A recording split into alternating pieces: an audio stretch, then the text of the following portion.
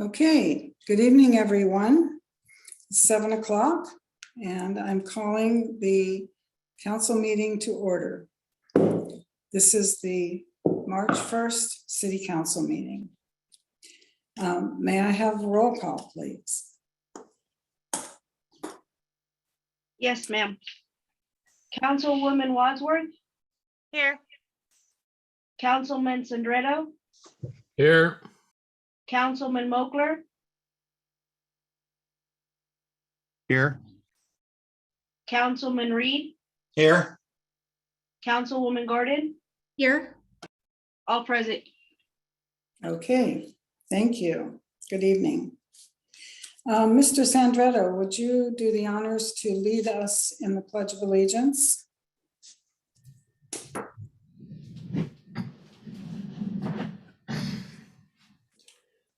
I pledge allegiance to the flag of the United States of America, To the republic. which it stands, one nation, under God, indivisible, Indivisible, with with liberty liberty and justice for all. for all. Thank you.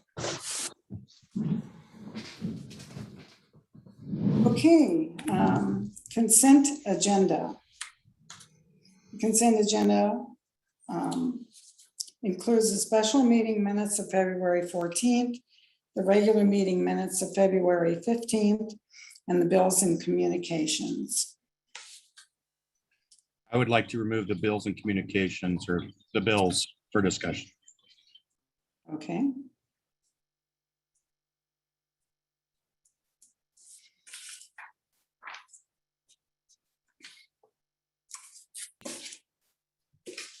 Madam Mayor, I move to accept the consent agenda minus the bills and communication. Okay, Read second. okay.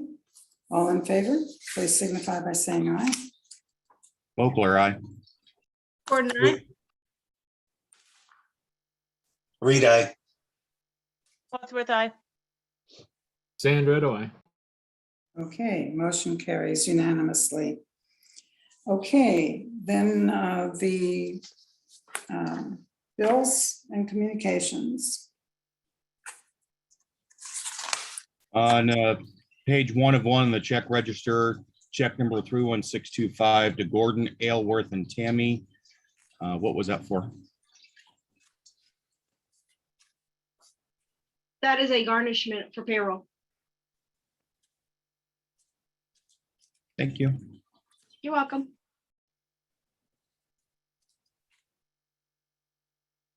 Is there anything else, Mr. Moakler? No, I would like to motion we approve the bills and communications. Okay, Read second. okay. All in favor, please signify by saying aye. Moakler, aye. Gordon, aye.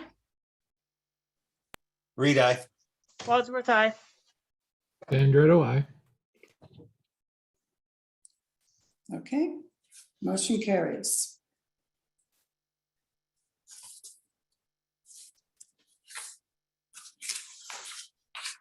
Okay, the approval of the agenda. Do we have any additions to the agenda or changes? I would like to add a discussion item, I guess, I believe 4. And more just for information on the home going in on the corner of Dale and 13th. Madam Mayor, I'd like to add, I don't know if it goes under discussion or new business, change in council. Okay.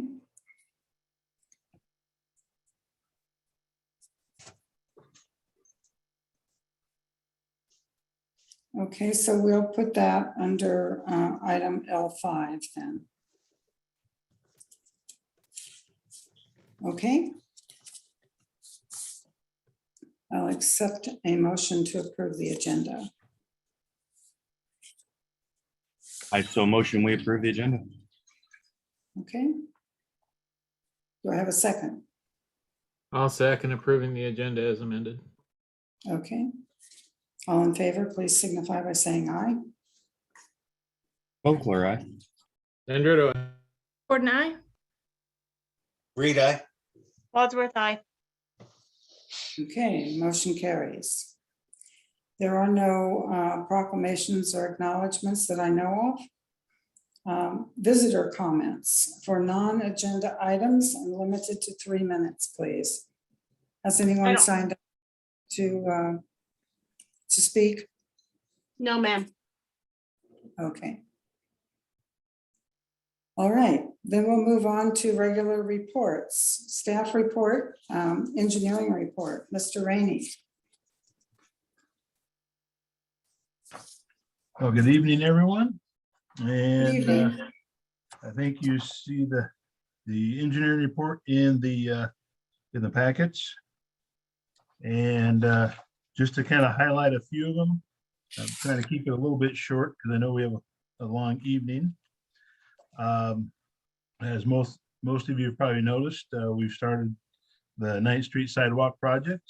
And that's moving along fairly well. We've had a couple little hiccups, and we'll get to those actually later in the agenda. But they're hoping to have curb and gutter installed next week, and then it'll be sidewalks shortly after that. Then there would be a hiatus in the project because of the time frame that DOT allows for paving. We can't pave until after March 31st. So there you will see things get done and then kind of a stop. And that's just the way we're going to have to deal with it, because with DOT's rules. Job number 19-129, lift station 2, the wet well, the large manhole, if you will, was set last week, and they're moving along with that. There we've had some additional hiccups. We ran into old wiring from the old lift station that was there previous. That kind of slowed us down for a good half day just because we had to determine what that wiring was for. We just found conduits and with no marking where they went. So, but they're back on track. They'll be setting valve vaults tomorrow. Control panels should be going in next week with wiring, and then it would just be the cut over. So I would imagine about 3 weeks we should be close to finishing up the lift station. Jumping down to job number 21-101W, that is the water system radio telemetry. That is 95% completed. They have one small, I guess, control panel. It's not really a control panel, but it's a visual panel they're going to put on the booster station telemetry. They need to install that yet, and that's supposed to be done this week. Job 21-114, the auger fine screen at the treatment plant, that was completed and is working really well. Wade is really happy with the progress of that, because it's really catching a lot of the materials that we're getting by the screen previously. So BCPR-081-2021 Dale Avenue Extension, that is essentially done with all the utilities, curb and gutters in, and then waiting for the asphalt plants to start up so they can go in and do the final paving of that. Let's see, on the next page, page 2,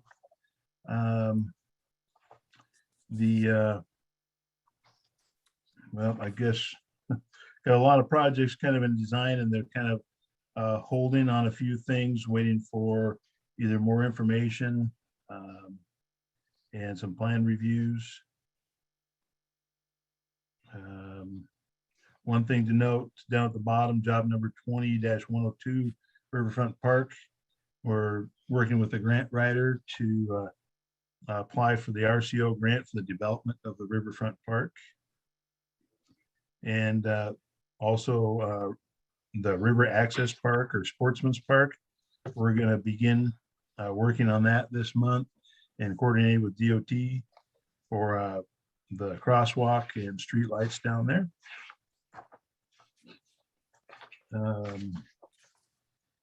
And then on to the third page, 21-112, the ARPA funds.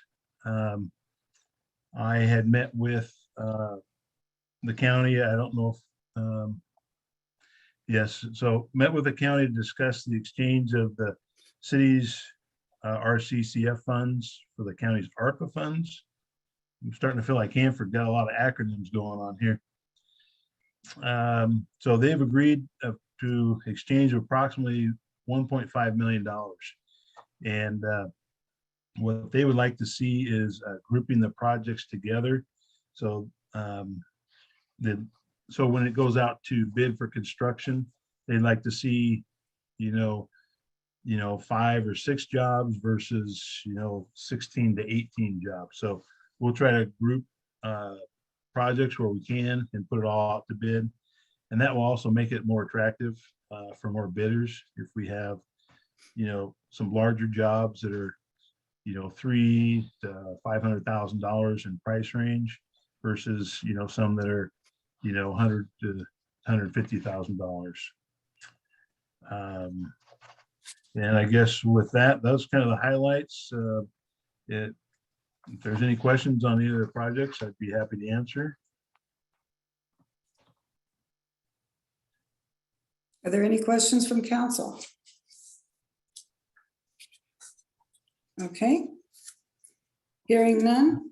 Thank you, Alan. I'm Yeah, sure we'll hear yes. more from you. Yep. Okay, at this time, I would like to end the regular council meeting and move into executive session.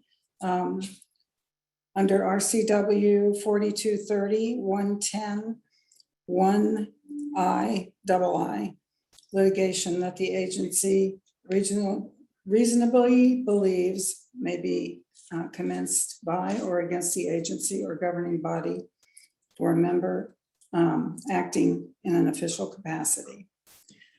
So I am going to adjourn the council meeting for approximately 30 minutes. Is that what you're thinking, Mr. Briggs? Yeah, can everybody hear me okay? Yes. I think that depends on whether, because I see 2 executive session items on, 1I and 1M. So I think the length of time is going to depend on what. The second executive session will follow the. Okay. So if we're just discussing the single issue, and I think 30 minutes would suffice. Yeah, yes, we're just going to talk about one thing in this, that I know of in this executive session.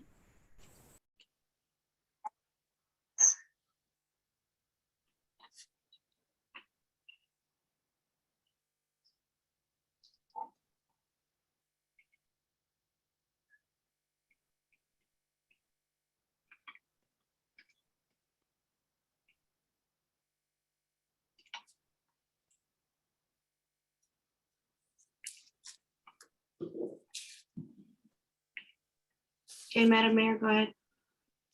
Okay, we're back into our regular council meeting.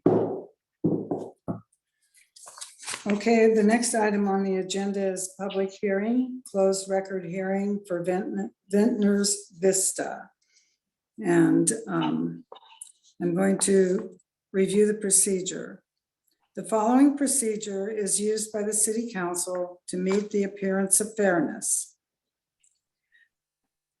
It is now time for the public hearing portion of our meeting. And the time is now, I believe it is 7:47, is that correct? Yes, ma'am. The closed record public hearing is for the purpose consideration of a proposed preliminary plat for Vintners Vista. No new evidence shall be presented before the City Council in this closed record proceeding. Only those persons who participated in the open record hearing before the Planning Commission, known as parties of record, may address the council in this closed record proceeding. Furthermore, comments made at this closed record proceeding must be in the nature of a summary argument only, based on and limited to facts in the written or oral record developed during the open record hearing. We will proceed in an orderly fashion, and I would like to ask your cooperation in the following procedure. All parties of record joining in this meeting will be given an opportunity to be heard.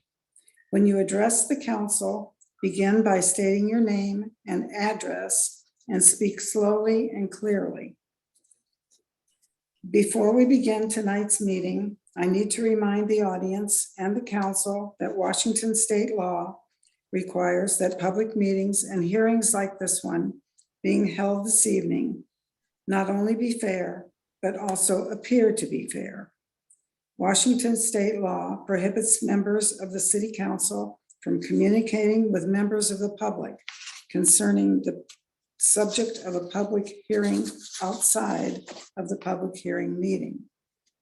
In addition, Washington state law prohibits city council meetings members from participating in a hearing or a decision in which the member may have a direct interest or may be either benefited or harmed by the city council's decision. An objection to any city council member hearing this item needs to be aired at this time or it will be waived. Are there any objections to any city council member hearing this public hearing?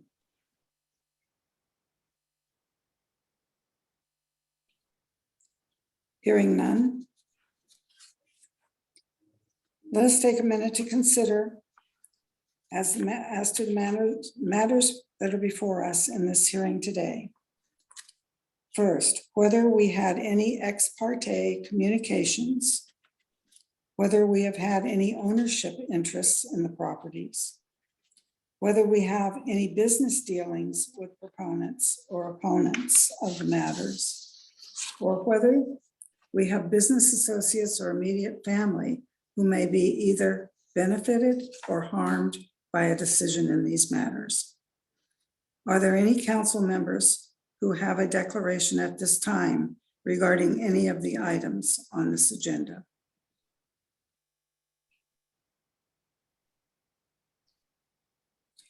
If not, we'll let the record show that there were no declarations. Is there anyone in the audience this evening who would object to any council member hearing any of the items on the agenda? Is anyone in the audience an objection to any council member hearing any of the items on the agenda? Hearing none, let the record show there were no objections. First, we will review the staff report. I'm going to ask Millyanne Van de Vender to present a short report and recommendation. Millyanne. Thank you, Madam Mayor. As she said, I'm Millyanne Van Devender. I work for AHBL and we contract with the city for your planning staff, for all your planning needs. So real quickly, I'll just go through there was a summary staff report included in your packet this week, just to give you the high points. And then the very thorough Planning Commission staff report was also included in the packet. So the subject is for the Ventnors Vista preliminary plat, which is a subdivision of 7 existing parcels into 31 new lots on approximately 10.36 acres for proposed duplex residences and 1 tract for park purposes. There would be an extension of Irma Lane, which is an existing right-of-way that ends in a cul-de-sac that's not developed. And there would be the development of an additional road in Benton City. The land is zoned R3, which is residential high density district, and it has been zoned that since at least 2014. The proposed lots are located generally east of Horn Drive and southeast of Ida Avenue in Benton City. And the site slopes from the west to the southeast, with steeper areas ranging from about 15 to 25% near the west, the south and the west property boundary. And there are no, they're just bushes and grass on the site right now, vacant of structures. We went through a thorough SEPA review and a SEPA threshold determination. A DNS was issued in January, and the SEPA file number is included in your staff report. There were several findings and 11 mitigation measures for that will have to be met with approval of the preliminary plat. And all public notification requirements were fulfilled per the code regulations. And at a regularly scheduled planning commission meeting, the planning commission heard and considered testimony in an open record public hearing. Prior to the planning commission meeting, Benton City received 4 comment letters from the general public, and those letters were provided to the planning commission. It was discovered after the public hearing that the city actually received an additional comment letter. It was within the comment period, but the letter was inadvertently not included in the planning commission packet. The public comment letter was attached in your packet, and you've had the opportunity to read it. If you need me to also read it, I'm happy to do so.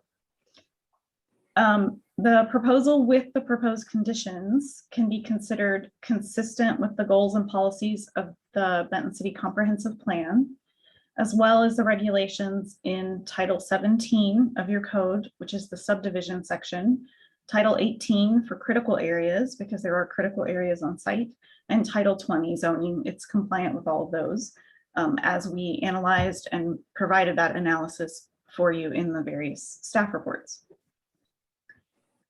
There is an easement vacation and right-of-way vacation request included with this. You are not working on the easement vacation at this time. That will be taken care of in a separate process. The right-of-way that's being requested is that right-of-way of the existing cul-de-sac that I mentioned earlier that goes, it hooks up, comes down off of Ida and then hooks northeast. And that existing right-of-way, as it is right now, from the plat, from the Legion Heights #2 plat from the 50s, that's been changed a few times, but that cul-de-sac right-of-way has always been there. And the applicant is now asking basically to extend that.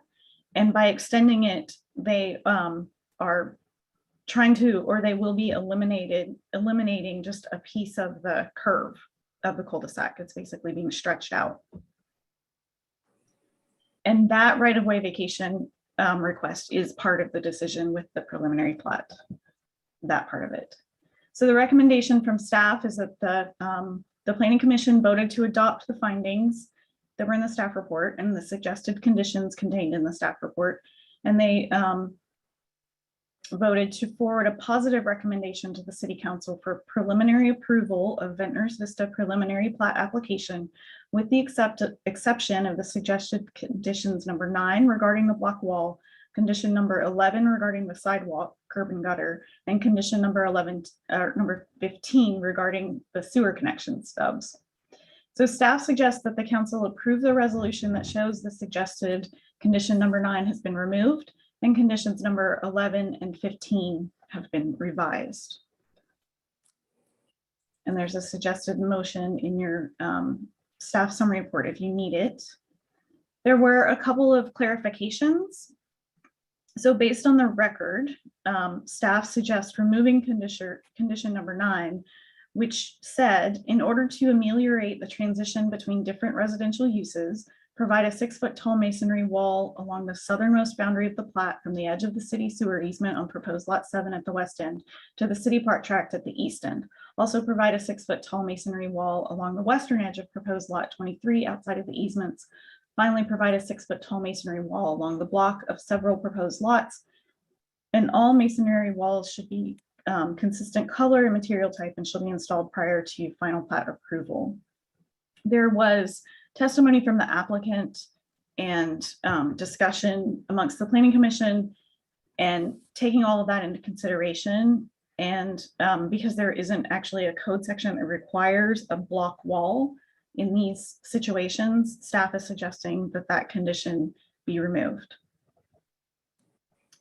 And then we wanted to provide some clarification for condition number 11, also because there was some discussion with Planning Commission and with the applicant.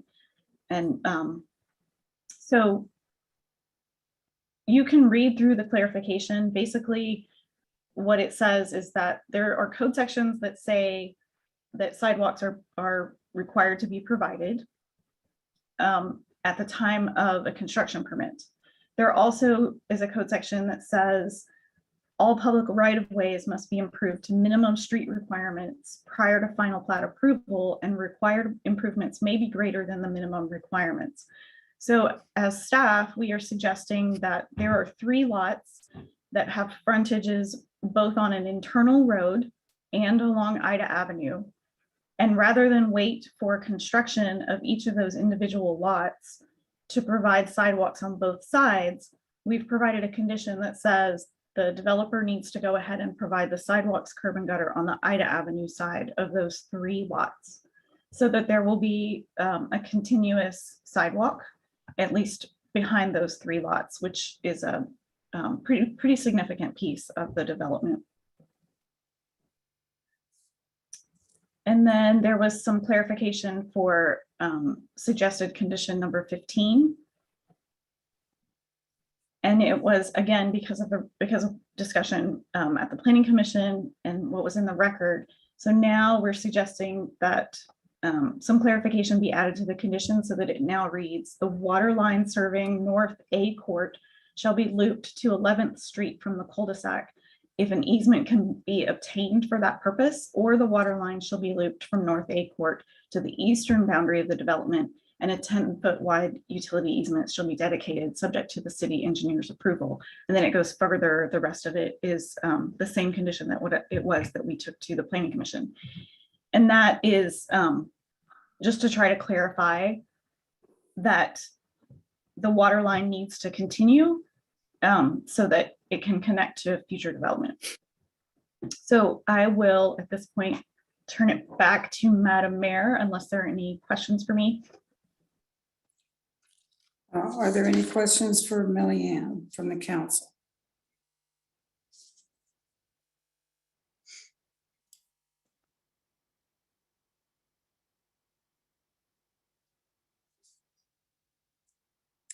Hearing none. Would the applicant please present their request? Please state your name and address for the record. Hello, my name's Ben Harris. I'm with North 44 Homes, and my address is 3505 South Johnson Street in Kennewick, Washington. So just going, kind of revisiting those 3 points. It looks like on number nine, we're in accordance with that, we agree with that finding and clarification of no block wall. So that's an easy one. Moving on to 11, one question or issue we had there was we agree that improvement should be made, but not until the recording of the final plat, just because so much work will be going on there, and we'll be doing it all at the same time. So we won't go in there and do individual lots. We'll go in there and do all of the lots and that improvement, and then request a final plat to be recorded. So just for ease of coming through the road and utilities and water and sewer and all that stuff, that we don't want them to be 2 separate projects or 2 separate permits, but be all in one. But we would make that a condition upon approval that it would be done before the final plat approval. So I don't know if we want to talk about that or move on to the next one. Would council like to discuss that with the applicant? Well, I think there's a lot of concern with safety going in and out initially. And that's why there's a request for that sidewalk to be completed prior, so that the kids walking that road have somewhere to stand with your increased construction traffic. So kids coming out of our subdivision or? No, out of the neighborhood down there. Oh, to That the, road is already narrow. And there's a real concern that heavy equipment and trucks going in and out are going to cause issues with children and pedestrian safety, vehicle safety, things of that nature. That's why those sidewalks were requested, I believe, by ABHL on that one side to be completed prior. Does that make sense to you? yeah, I would just wonder, it looks like Brad's on here now, what, if they're walking on the other side of that road now, I mean, obviously there's a pathway for them to walk on. Can we logistically do that construction wise and make that make sense?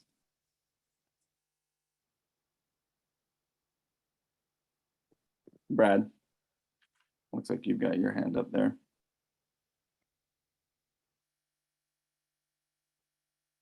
You have the floor, Brad, if you would like to speak.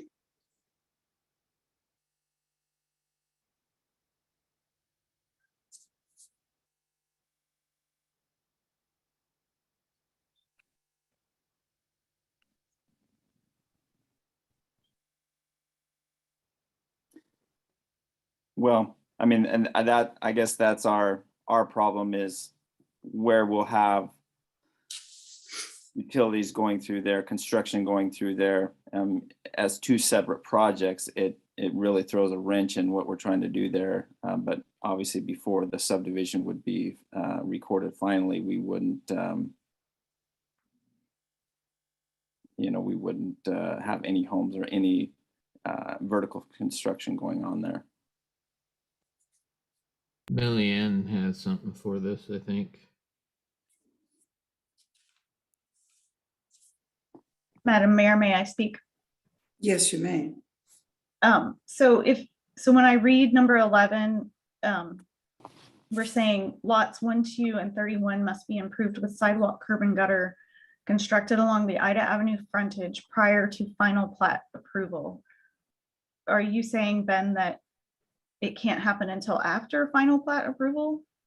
No, we would definitely do it as condition of the final plat approval, but we just don't want to have to go in there and do that first, and then we have all that construction throughout the subdivision, and we're right in the middle of things that, yeah, it will all be done before we go vertical in there and have a final approval of that plat, but we can't separate those two projects.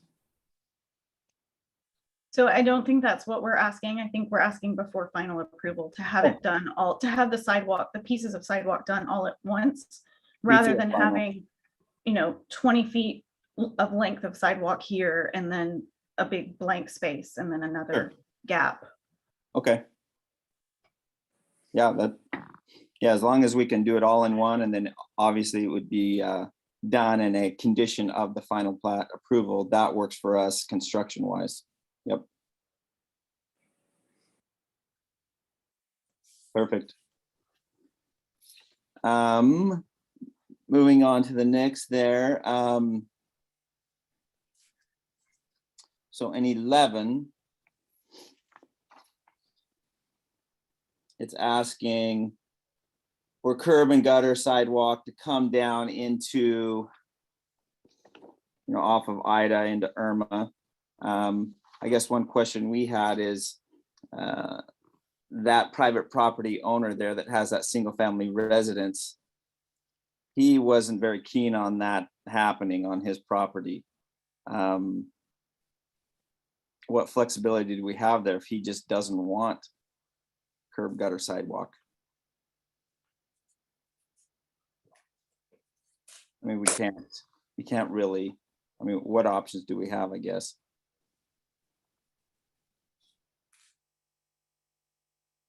If I may, again, we were saying that the sidewalk would be in the right of way. It wouldn't be on his property. Would be the biggest piece of it. Okay. So let's say we can come to terms with him. We're okay doing that. On the other side, it looks like we've got curb and gutter. I guess our question is, why are we providing 4 sewer stubs? It seems to me that they're wanting, that the animal church there is wanting some future development for them, 4 lots, 4 stubs. And why would they need 4, I guess? And we have no problem doing that if there's a latecomers agreement or an agreement up front to pay for that. Just because it's their property, we don't want to. Mr. Rainey, do you have an answer for that?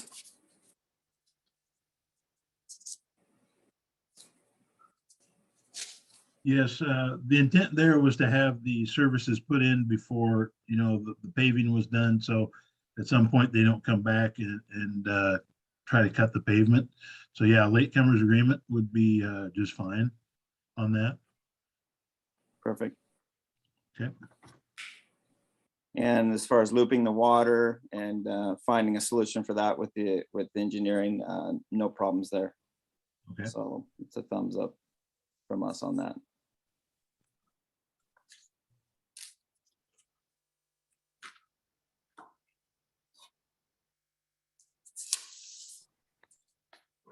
Okay, are there any other questions or comments for the applicant from council?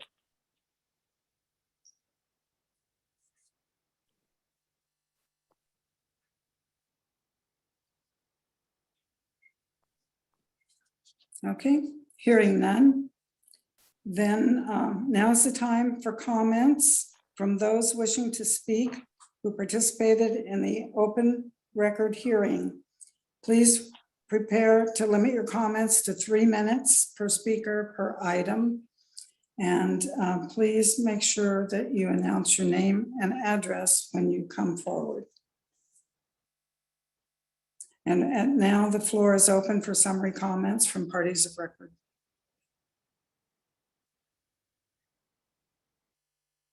Who would like to speak first?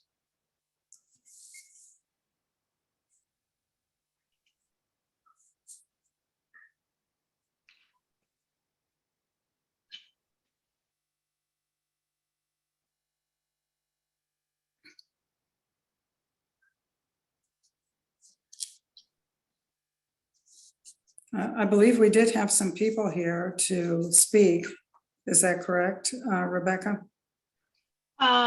We do have people here, but the only people that can speak are the ones that actually spoke and participated at the public hearing at the planning commission. So it's not just Right. anybody. And I don't know who they are. Maybe we can call their name. Do you have the list of their names?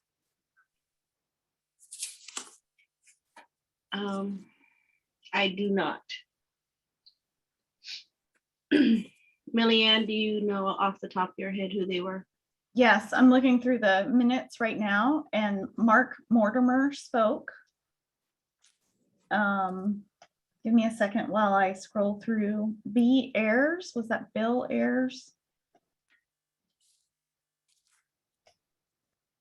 Neither of And- them are present. Okay, I think they were the only 2 from the public who spoke. The rest in the minutes were Ladders. commissioners. Okay. So based off of that, Madam Mayor, the people that spoke at the planning commission are not present. Okay. Okay. So with that,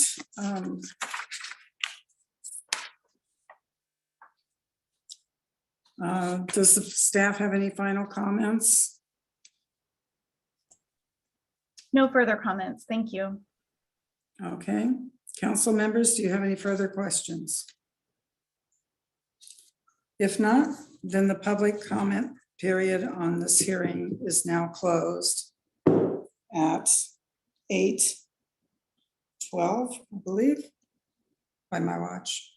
That is correct. Okay. Thank you. Okay, so the public comment is closed and we will address this later in this, in the, on the agenda for resolution. Madam Mayor, may I have the floor? Yes, you may. According to the script, commission comments, this subject is now open for discussion by the council. Is that correct, Millian? Yes. Is there any discussion by the council?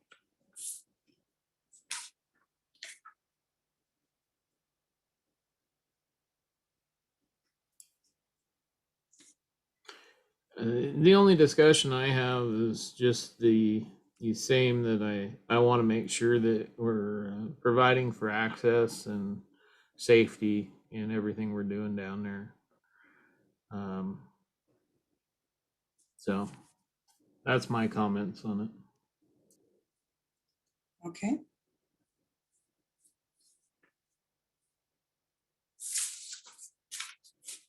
Okay. Is there any discussion on Mr. Sandretto's comment?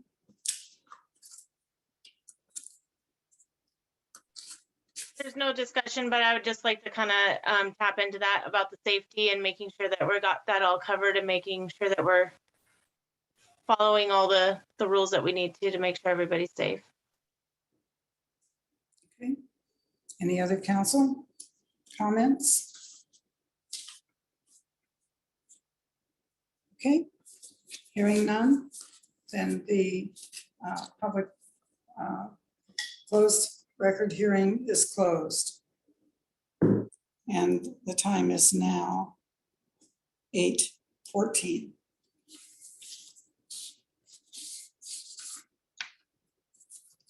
Okay. So now we will move on for items for approval. The first is Resolution 2022-04, Agreement of Services between the City of Benton City and the Benton City Chamber of Commerce. Is Dakota Renz here? Madam Mayor, may I have the floor a minute? This is Margaret. Yes, you may. Madam Mayor, you need to open the regular session again. Oh, okay. All right. Regular council meeting is now open. Okay, the agreement of services between City of Benton City and the Benton City Chamber of Commerce. Mr. Renz, are you here to discuss this? I am, Madam Mayor. Can you hear me okay? Yes, I can. Fantastic. Okay. Well, thank you and good evening, Madam Mayor, City Councilors, City staff. Pleasure again to be with you as always. Very excited to be with you here today talking about our 2022 scope of work for the Benton City Chamber of Commerce and Visitor Information Center. A lot of the council members who have seen this reoccurring contract over the course of the last 3 years know a lot of the substance that is in here, but for those that are new to council, just want to quickly go over this. So what our organization specifically focuses on is primarily 3 areas, which is visitor information center services, as well as tourism. So that being number 1. Number 2, business development and support. We're not in the arena of necessarily economic developments and like recruiting, but we help those established businesses here in our area grow and prosper. And then lastly, community engagement, providing regular events, programs, and initiatives that both within our organization as well as with our community partners to put on regular successful community events. So those are our 3 primary areas included in your scope of work and proposal tonight. You're going to see a lot of the same language that has been in the past contracts. And so just highlighting the differences between the previous year and this year, it's really just a matter of one, with Rebecca being the new city clerk. It's been amazing to work with her. I think that we put a lot of groundwork and things in writing into the scope of work that should have been put previous years so that there's a accurate record on paper for the city as well as chamber to go back on.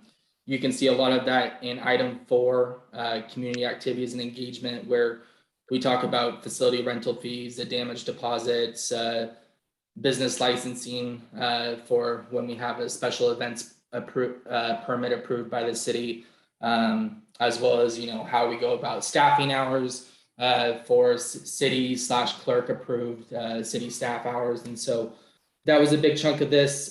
Secondly, you know, we had an addendum to our contract last year where the city requested assistance for the Movies in the Park program. We took that over. We're able to have 2 events last year, and we're looking forward to continuing on with that. You'll also see that we are continuing on with our community Easter egg hunt. That's going to be throughout the community. Hopefully you've seen both publications on social media as well as in written format about our upcoming event, going throughout the entire Bend City community at many different locations. And then really the other key piece as far as the difference between last year and this year is wanting to bring on another very much, you know, part-time position to where we can gather some extra support to make sure that all of these programs and initiatives are properly executed. With that, other than, you know, I can certainly go down more detail. I know that you guys have a very long meeting jam-packed, so I don't want to take much of your time. You'll see, you know, the quarterly Bend City Leadership Roundtable meetings. You'll see the business developments under for like lunch and learns. We've got one scheduled here coming up here in just a couple weeks. We're very excited to hit the ground running on that. And again, I'll dive more in detail if, you know, council members would request, but I would just say overall that, you know, being a contractor for the city these past 3 years has been great. I think that we've hammered out a lot of important and vital resources that our organization assists the city with that both bring value to, again, the city, as well as the businesses, as well as families. I think we're also one of the few contractors, just to point out that, you know, haven't utilized the full amount of our contract for 2 years in a row, that we're a good steward of the city's resources and money, that any requests that have come up, we've answered those in a timely manner. We currently have our events. We've really got our operations down and under control and well executed. We've got our events planned out all the way through July of this year. And with that, I think we've just done a really great job, you know, leveraging very important conversations with, you know, key community partners. A lot of that has been, you know, working with BCRO, who have done great work on that effort as well, to again, kind of heighten the position of the city of Bend City in our relationships with the region, the county, other chambers and organizations that, again, I think that all of the hard work that our team as well as this community has been putting forward the last couple of years, especially that is starting to be recognized by both our local businesses, our local families. And we just look forward to continuing on with that. And by all imagination, it looks like this year we're going to have a COVID-19, you know, free atmosphere to where we will be able to put on the full scale of our events and be able to show you guys what all the exciting things that we've been putting in the works last couple of years. And I think it's going to blow your socks off. So with that, if there's any questions, I would gladly like to take those. And thank you again. Pleasure to be with you tonight. Are there any questions for Mr. Renz? Dakota, Councilman Mochler. Yes. As I've asked in the previous contracts and when you've presented those, what are you doing to fund yourself instead of the city funding you? I noticed this year you're asking for $6,000 more. And second part to my question is, how much is each person getting reimbursed on your board? Well, thank you, Councilmember Mochler, for the question. Just to clarify, when you are talking about refunding, are you specifically talking about stipends? Well, however much you're paying yourselves, the city funds to operate. Okay, yeah, that's listed in both item 1 as well as item 2, giving the breakdown. So in a total, on a monthly basis, 2,250, that compensates 4 people. That's putting well over 200 hours of work coming out of our organization in our office each month. So well below and almost even half of minimum wage. Again, as we've demonstrated the last 3 years, when this question has been brought up, which I completely do understand, and I understand your perspective on this, that this is the amount of money that keeps us, myself, as well as those individuals compensated to make sure that what is in this contract gets executed to the way that both ourselves as well as all of you expect us to, and that we're accountable for that. So again, 2,200 or 2,250 on a monthly basis for individuals. If you're looking for individual breakouts, let's see. So Suzanne, our office administrator, 750. Wendy, 750. Director of Public Relations, myself, 500. And then I would like to bring on another general assistant for 250 a month. So that's where those numbers come from. As far as the first part of the question, funding ourselves. So again, I do believe that we're continuing to leverage really important conversations with county, the Port of Benton, Ben REA. That's it's looking like, there's going to be opportunities in the future for us to create some important partnerships there. For instance, the Port of Benton just requested to be on our board of directors. So that's a conversation that's in the works. Secondly, I know that we've talked about, the past, 3 years. As far as city funding goes, I understand that this was a newer concept, some of which would agree, some I understand don't agree. But, I can highlight Prosser for an example, just because I think there's been a disconnection. Let's just, within the public that, cities assisting and or funding chambers is a new concept.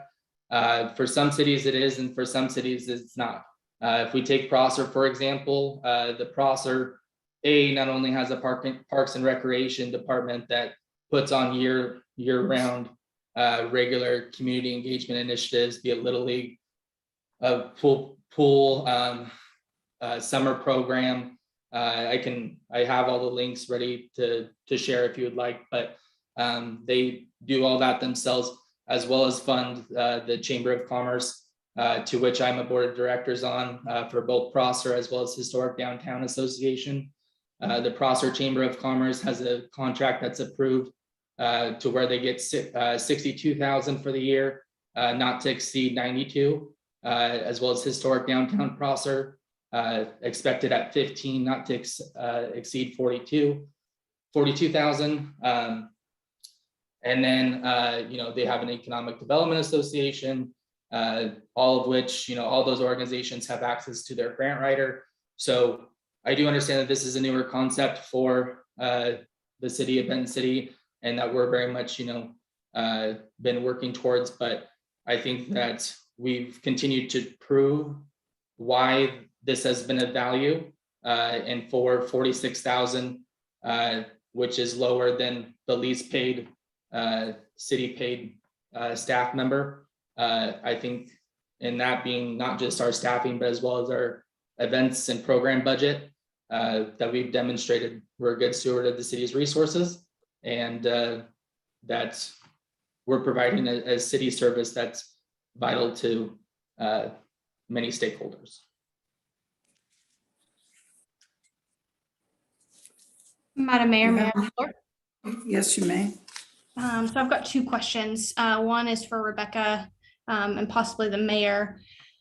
Did we approve this for the 2022 budget? Is this a line item, the contract? I believe it was.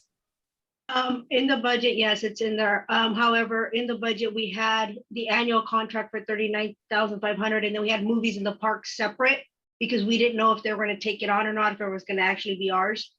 And that budget, and in that budget, there's an additional 6,000, which we can move over to cover this whole contract because they are now taking it over completely.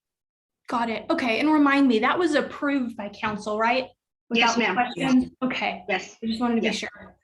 Okay, and then I guess my second question for you, Dakota, has any council members or, anybody but city and staff participated in any of these events, whether it's volunteering or anything like that over the past few years? I mean, some definitely have, and I very much appreciated the level of involvement that we've seen from some, absolutely. Others, to be completely frank with you, we would love to see greater attendance and just and volunteerism from a broad scope, be it city council as well as just in general, that there are organizations, and we are very much one as well, that's are in need of volunteers in order to help us make these programs and initiatives happen. So yourself, Jessica, David, and I know that we've got some new ones as well, or new council members as well. But I would just say that the volunteerism has been great, and something that I very much hope will continue, as well as improve our relationship in general. Because again, as this contract has been in place the last 3 years, and then going forward, our execution by way of this partnership has only resulted in more positive outcomes for our community, be it businesses, families, things for kids to do, things for that bring people into town, promote tourism, business engagement, etc. That again, appreciate those who have stepped up and have helped us with those events in the past. And we just look forward to continuing on with that. No, great. Thanks, Dakota. I just want to be sure that, if we're going to complain about the cost of something, that we're willing to kind of put our money where our mouth is and do the work if we're not willing to pay the chamber to do so. So I think that's my concern if we choose not to approve this contract, as I've said the last 2 years. So I yield my time. Thank you. Are there any other questions for Mr. Renz?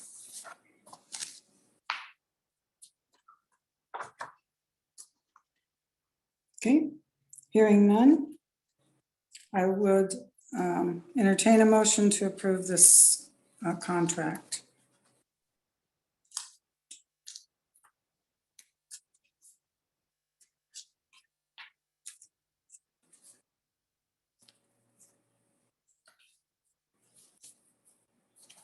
I'll go ahead and make the motion, Madam Mayor. And make a Yes. motion to approve resolution 2022-04 agreement of service between City of Benton City, Washington, and the Benton City Chamber of Commerce. Can I second that? Okay. We have a first and a second. All in favor, please signify by saying aye. Wadsworth, aye. Gordon, aye. Sandretto, aye.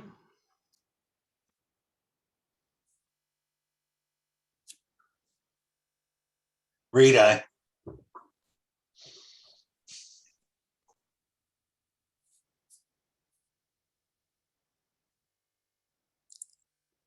Mr. Mochler, are you voting? You stated to signify aye for approval. I don't approve. Okay, so you would vote no. Thank you. Motion carries 4-1. Thank you very much, council members. Look forward to working with you in the upcoming year. Thank you very much. Thank you, Dakota, for all your work. Okay. All right, the next item on the agenda is resolution 2022-05, a resolution to conditionally approve the preliminary plat of Ventnors Vista.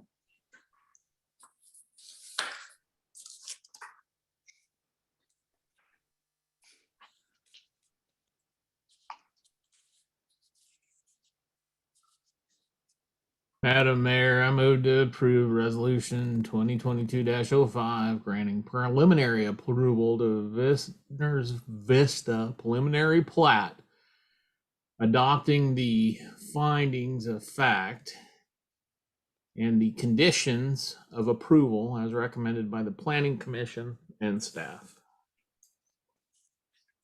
Do I have a second? Second, Is that Keela? yes. Okay. All in favor, please signify by saying aye.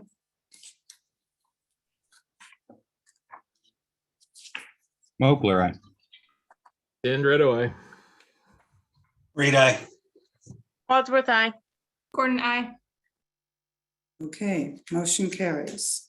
Thank you. Okay. The next item is tree grates for 9th Street Sidewalk Project. Mr. Rainey.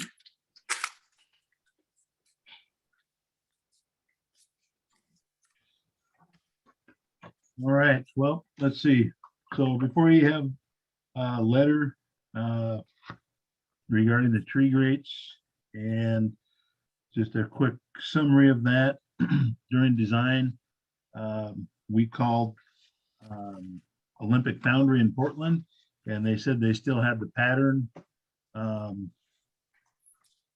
their shelf, and that it wouldn't take much to get the casting reset and do the grates. And when Alba Excavating called in to get that set up, evidently Olympic Foundry has a new system where it's all computerized, and they're saying it would be $15,000 to reset the castings.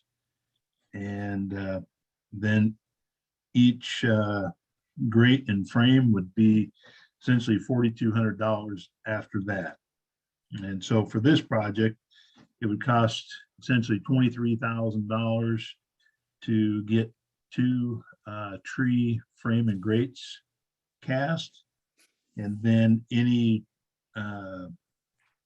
grates cast after that would be I think it's about $3,600 plus tax. So if there's any additional ones after that, you would have to pay that $15,000. But the I can't remember the time frame. I think it's about 15 weeks that would take to get those done. And I guess the question is, do you want to spend that money to do that? Or do you want to buy a different pattern that's basically off the shelf? And it would be significantly cheaper, somewhere between $1,000 and $2,500 to get the frame and grates. Of course, it wouldn't match what's downtown already, but so I want to bring that to you guys before we move forward. Madam Mayor, may I have the floor? Yes, you may. Mr. Rainey, wow. I've been looking at this and mulling it over and shaking it around going, what, where, how? $15,000? Yeah, no, we were a little taken back ourselves because we were expecting, maybe $1,000, $2,000 to reset the casting, because they said essentially they already had the I don't know if you call it artwork or setup for the casting already, and that was from the 1997 project. And this is what they quoted the contractor. And I'm just spitballing here. Yeah. There's no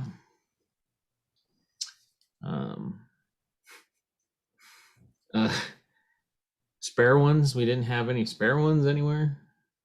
Not to our knowledge, no, because I think there are a few grates that are actually cracked or have lost a small portion of the grates. that the city staff was looking to replace at some point. But even that pattern, the six-sided pattern isn't used Anymore. by any foundry that we've seen. Everybody's gone to a square or round pattern or shape. So yeah, it's left us in a little bit of a quandary, especially since we talked to them, early on, and it sounded like everything was there and ready to go. Okay. So I'd like to speak from my thought process openly to everyone. This project is kind of my baby, I guess, if you will. I wanted it to complete our downtown and give us a look of completeness. If we've already got cracked grates, I know that's one thing. I know a lot of the trees downtown, there's a few of them that are getting close to cutting into the grate. Had we talked about replacing those trees, I seem to think? Yes, Yes, we are yes. going to. So, and I'm just spitballing. At the cost of the round ones, maybe we should order up 4 or 5 of those in case we have to replace some of those others. Because I think they were like $318 a piece. I don't see, and I'm kind of being facetious here, but at $4,000 versus some of these others are at $300 to $600 a grate. And I'm not attached to it having to say City of Benton City on it. I'm okay with going to a round one. And that's kind of my 2 cents on it. Madam I'm Mayor, understanding correctly that we could replace all of them for the cost of one of the custom, correct? Essentially, yes. Minus labor. Madam Mayor, I would like to speak. You Oh. may. I'm kind of with David on this one. I think we need to kind of look forward. Obviously, if we already have ones that are breaking, we will have to replace those in the future. So maybe finding something that would be easier to get and maybe having a couple extra on hand, I think makes a little bit more sense than spending that kind of money on having them redone to fit a certain style. Yes. I don't think people look that closely at the grates where they'll notice. Yeah, I don't think so either. Yeah. I've come And to that it's, same conclusion. as far as the one that I'm kind of partial to, it's going to be the third one, I think. The round The one. 48 round LP. It's Olympic. Yep, that's it. Yeah, that one is actually the closest one to what we have in there now. Yeah, I think I like that one as far as completing that project. Yeah, I'm in agreement with you on that. Okay, does anyone else want to weigh in on this decision? I agree with Councilmember Sandretto and Councilmember Wadsworth. Okay, Myself as well. okay, And I am also in favor with that style that was brought up earlier, the Olympic one. okay, good. So I don't think we have a motion here. So Sample motion. I'll make a motion that we purchase the 48-inch LP, 4 of them, so we have some spare for replacements. I don't know that we need hold on. I don't know that we need a motion for this. I think probably Alan's just seeking a consensus of council. Okay. This is an Direction. action item. Okay. That's the Okay. direction, Alan. Okay, all right. We'll get All right. them started on that. Okay, thank you. Thank you. That will help out the project immensely. Okay.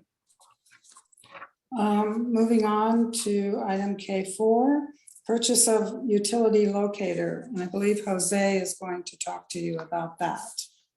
Jose, are you available? Yeah, I'm here. Could everybody hear me? Okay. Yes, we can hear you. Okay, so I believe Alan kind of helped me with this to kind of put something together. So we've been struggling with our utility locator for quite some time. We kind of been limping along for a while.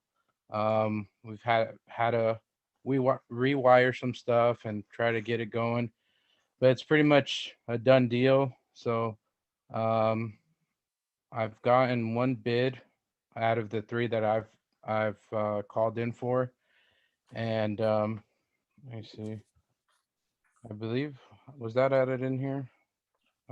Yeah, that was on here too. I don't know if you guys had a chance to look at that, but basically the locator that I'm looking to get is basically what everybody from like PUD, West Richland, the city of Richland, Kennewick, Pasco, everybody's getting these locators because, I mean, longevity wise, I mean, they last forever.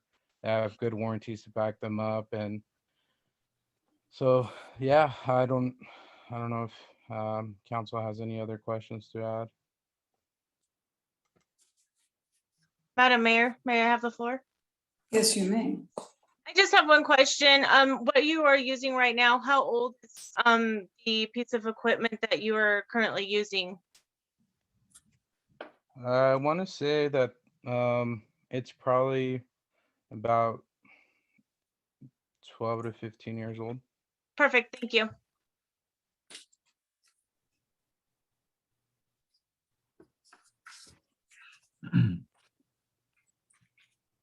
I don't know if you want to add anything to that, Alan.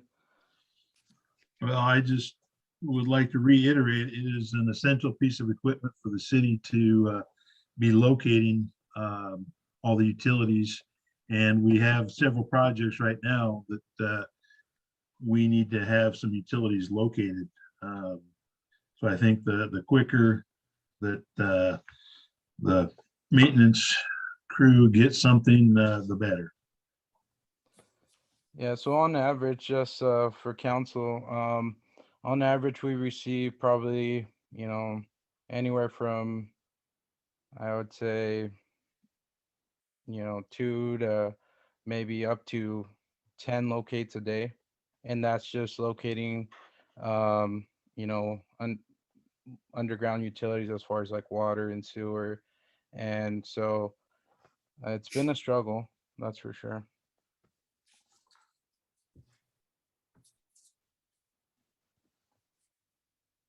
Are there any more questions for Jose or Alan? I really don't have a question, just I'm not opposed to getting equipment that we need. My only concern is that we only have the one quote versus 2 or 3 of them to be able to compare with. And I have the same concern as Councilman Moakler. Right, and like I said, I'm waiting on the other 2 quotes, and then we'll definitely present that to council. So if I could make a recommendation, so if council approves not to exceed the amount of this locator that's quoted, then if quotes are received that are lower for the exact same product, then Jose would be able to purchase that one. But if quotes are received that are higher than this one, he'd still be able to get this one purchased.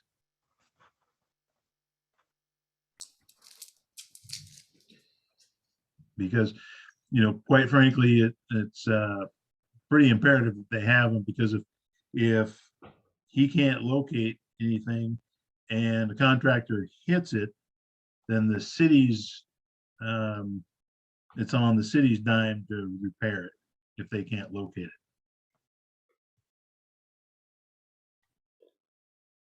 it. That'd be my suggestion. just so we can get that locator coming as quickly as possible.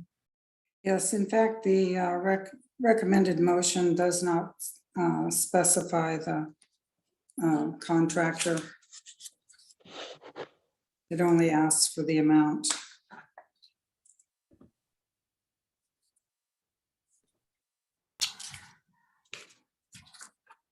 Okay.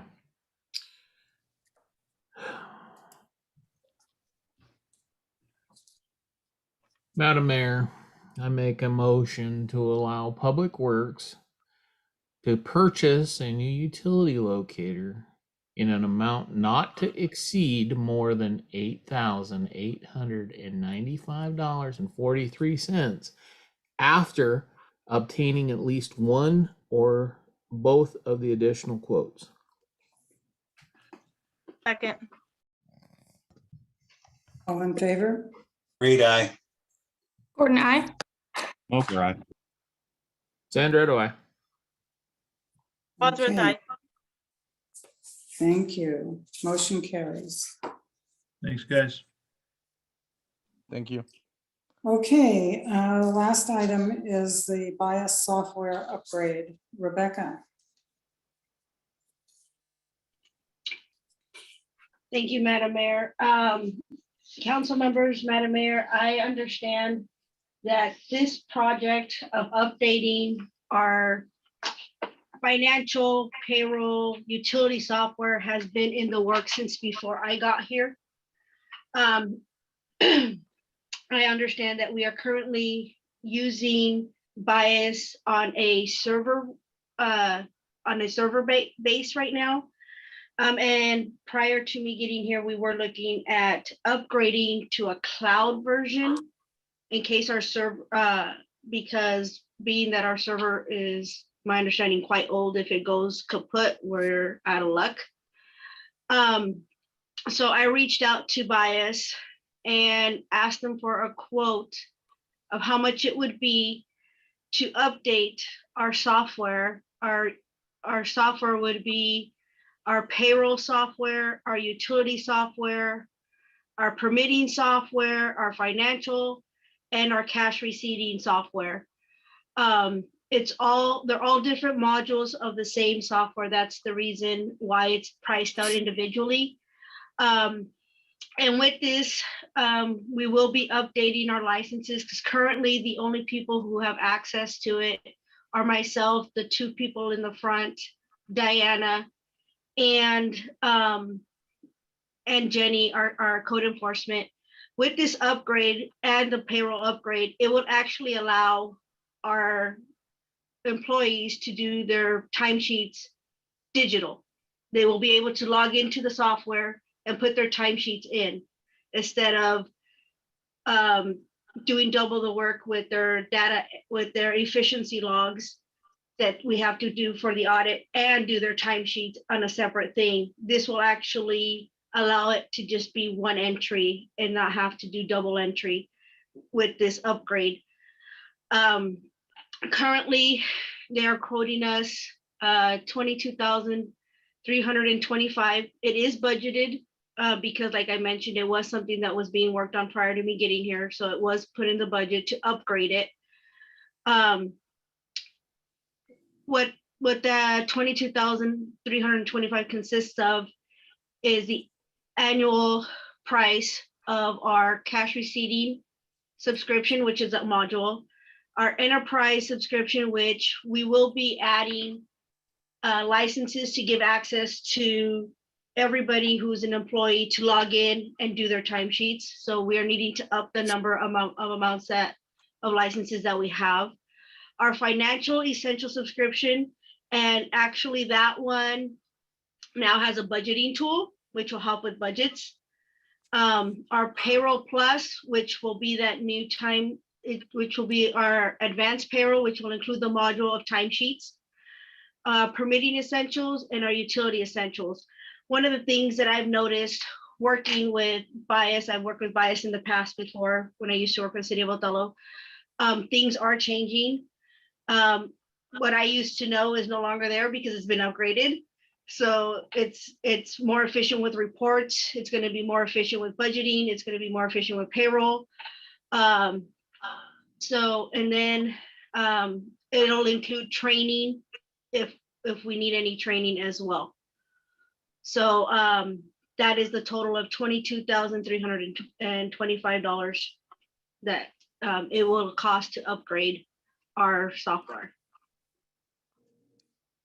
Any questions?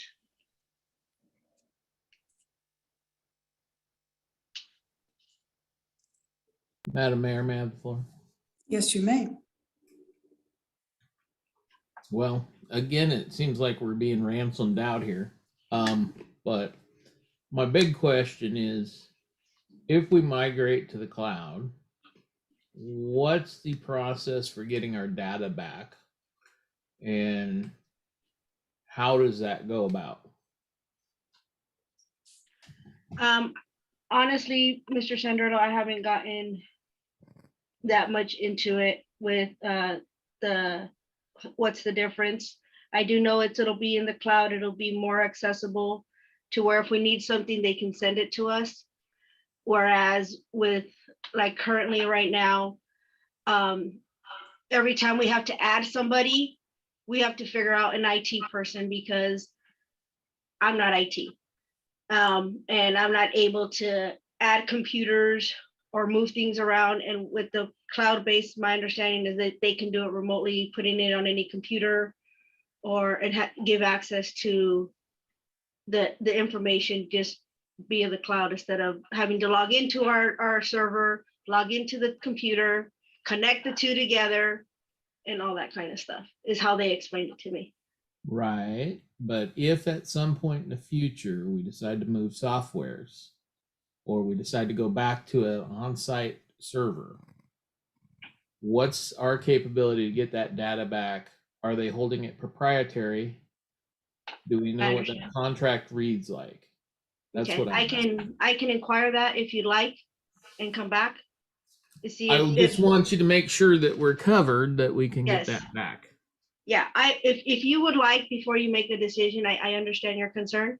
I can contact them and see if that is possibility and we can bring this back if you'd like. I'm sure most of those software companies are going to allow that, but we need to be making sure of that anytime we migrate to a cloud-based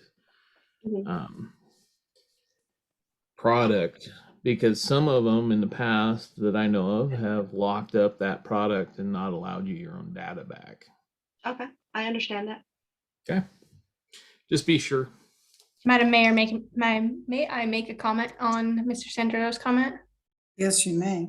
Yeah, to echo that, that's a commonplace, Rebecca, for them to kind of hold the data for a certain amount of time. Typically, it's about 90 days, but I would definitely verify that we're able to get that data back within a reasonable amount of time. I understand your concern. That's why I'm saying if you need me to be more in depth as to what access we will have on the cloud versus the server, and if everything will stay on the server and create something new on the cloud, I can get all that information and bring it back to you guys before you make your decision, so you guys are more comfortable with it. I trust you to make that decision. I think both Mr. Sandretto, and I don't want to speak for him, but we just want to make sure that's a conversation at least being had.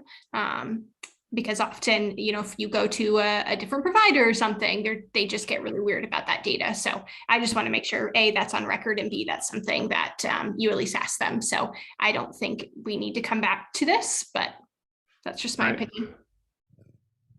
So if I can recommend approving this, and then if it comes out to be to where it does get held hostage, as you guys say, or they don't give it back to me, I will let you guys know if I went forward or not. Is that sound good? Yeah, yeah, and I'm sure that they won't, but I think sometimes they do, and if you don't ask, you don't know. Yeah, exactly. I understand. I will keep you guys informed. Okay. So this was under items for approval. So do we have a motion to approve this after she asks some questions? I make a motion to allow Mayor Linda Lehman to conditionally electronically sign the contract with Springbrook to upgrade our utility and financial software. Second. Seconded by Mr. Sandretto. Yes. And all in favor, please signify by saying aye. Reed, aye. Sandra, aye. Gordon, Mochler. aye. Wadsworth, aye. That's 5. Okay, thank you. Motion carries. Thank you, Okay, gentlemen and ladies. I will keep you guys posted. okay, new or unfinished business. First one is the ARPA projects and materials. Mr. Rainey. Yeah, well, good evening again. On the ARPA projects, since we have 2 projects going on right now with the 9th Street and the lift station, both contractors had indicated to me that it may be wise for the city to pre-purchase some of the materials for any of the projects that are coming up, just because there's such a long lead time. Like the street lights that we have going in on the sidewalk project, lead time is, I believe it was 16 weeks. So it will be a while before we see street lights come up on that sidewalk job. And lift station 2, I don't know if everyone remembers, we put that out to bid in August. It was awarded in September. We thought we were going to be getting a package lift station middle of October. Well, it took 6 months for all the parts to come in and get put together. And so it was, 6 months later that we got to that project. And so what we would like to do is go out and get a parts list. We'll take several of the projects, come up with a parts list, and then order the materials ahead of time and get those coming before we put it out to bid. And that way, hopefully we'll get all those materials on site or at the shop in storage. And then when we bid it out, we will have the materials, so we would just be paying for the labor essentially. And we wouldn't have any long delay times. The contractor doing the lift station on a particular project they used, they had a valve that the flange cracked on it when they were putting it together. And the only replacement valve that was found was in upstate New York that took, I believe, a week or a week and a half to get it shipped. So we're trying to avoid some of those concerns. So we'd like to kind of see if you guys were on board with that. There is another lift station that we're going to be upgrading. It's down on West Babs. That'd be west of 9th Street. And that one we'll be coming with a task order in the next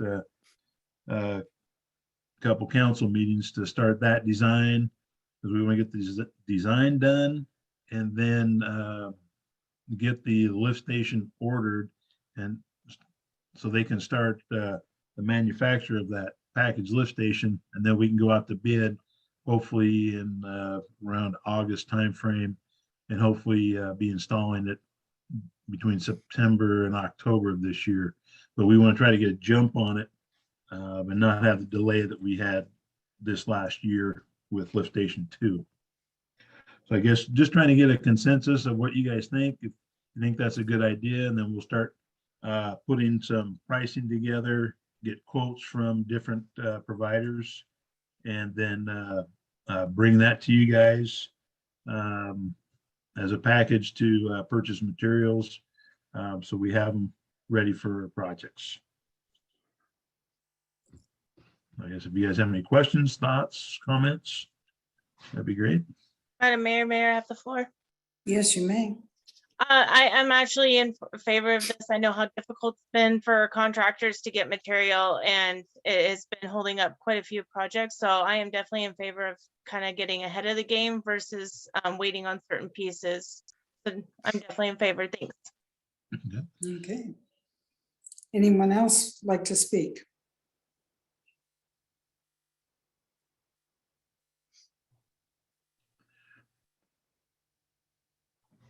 Okay, I'm so all for it. So go ahead. Oh, okay, I was just gonna say, with that, if everybody's in agreement, we'll start putting together, kind of a materials package and get some quotes on it and bring it back to you guys for approval and move forward with that. Okay. Right. Sounds like whoever I heard was in favor, so I think we'll take that as a yes. Okay. Okay. The second topic, discussion item is also with Mr. Rainey, 9th Street Sidewalk Project, the water line service. Yes, and this is to just more inform you of what's going on with this project. The water services, when we got into working in and around them, one of them started leaking. And so there we're looking at replacing the whole service, and we were going to bring it to you guys cost wise before council, but talking with the contractor, that was going to hold up his project because they needed to get to it last week so they can get them in so they can start cutting for curb and gutter. And so I went ahead and directed them to do that. And when they started working on the other services, as they excavated out around the taps on the main line, they all started leaking. So I think it's been a wise decision to have them all replaced, because I talked over with Jose and Sergio, and they both agreed. In the long run, they thought it would be a better idea, and it's actually turned out to be a good decision because of the leaks. And so I had authorized them to do that last week, and the cost is going to be around $2,500 per service, and that there's 4 of those, so that's about $10,000.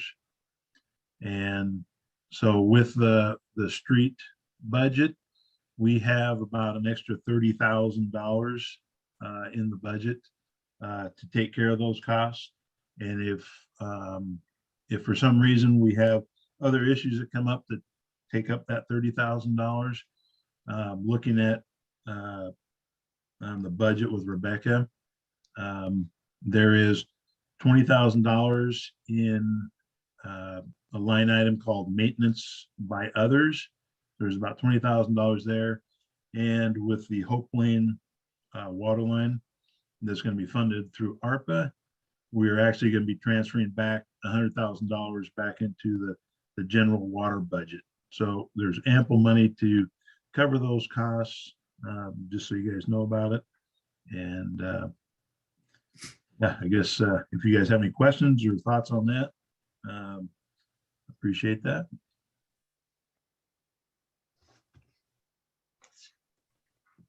Let's fix it now before it gets covered with concrete. Yes, exactly. Definitely. Yep. So, Okay.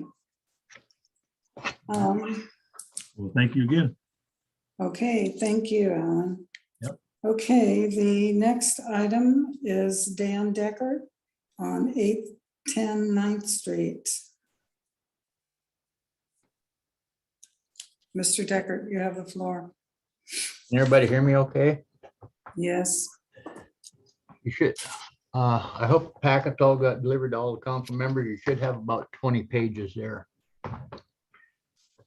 First and foremost, I want to say I am not here representing any individual.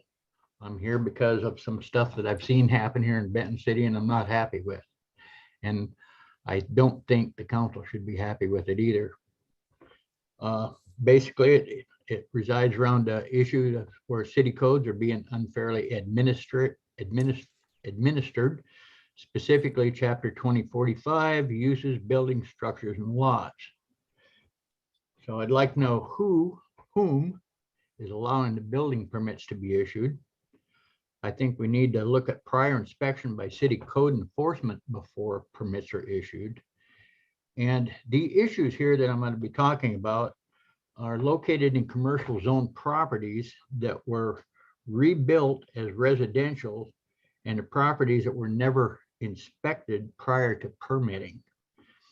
As some of you know, the house up there on 810 9th Street had a tree fall across the corner of that house some years ago. And the house sat empty and boarded up, no repairs done, unoccupied. And that's image 1 and 2, clearing the back of your packet there. I would have gave you better images, but for some reason, the Benton County removed the good looking images that were there. So I had to work with the Google images that's there.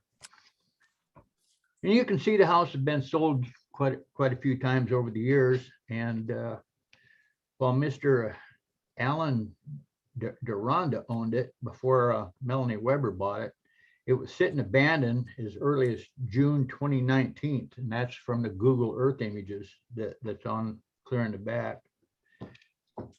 Now, prior to the Webers applying for a re-roofing permit on this thing on 4/07 of 2020, there was an exchange of letters by the city's law firm and the Webers attorneys.